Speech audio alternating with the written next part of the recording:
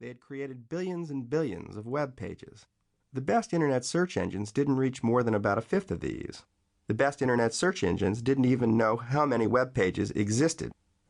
There was no way I was going to be able to investigate this vast new social world by myself.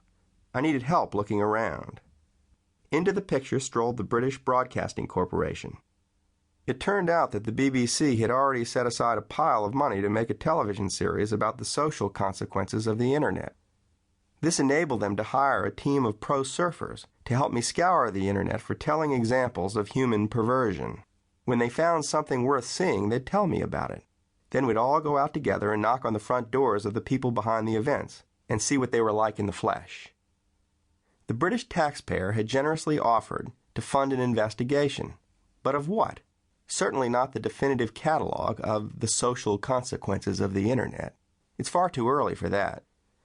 In the long run, the Internet will become invisible and ubiquitous, and no one will spend a minute thinking about its social effects any more than they now think about the social effects of electricity.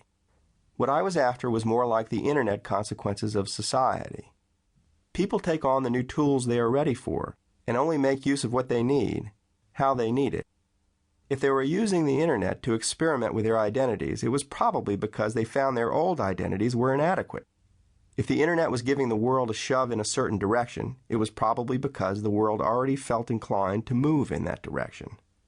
When I realized this, I stopped worrying over the social consequences of the Internet and began simply to watch what was actually happening on the Internet.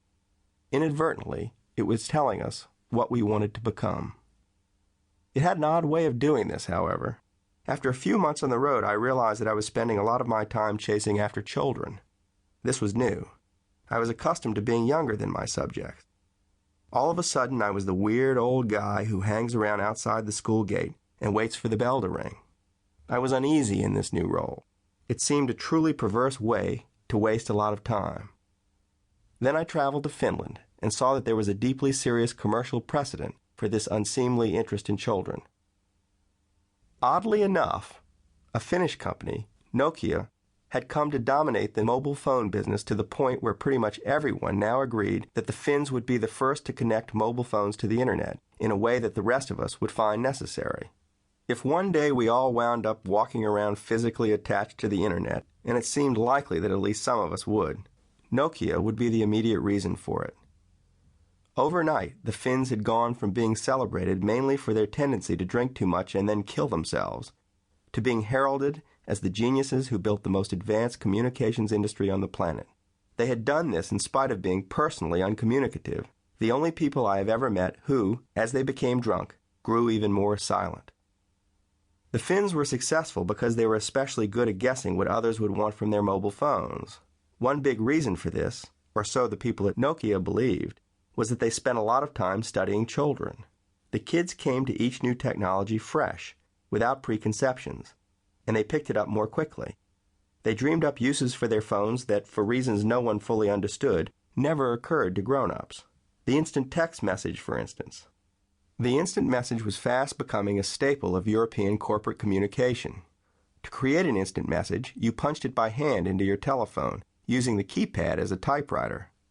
On the face of it, this is not an obvious use of a telephone keypad. The difference between the number of letters in the alphabet and the number of keys on the pad meant you wound up having to type a kind of Morse code.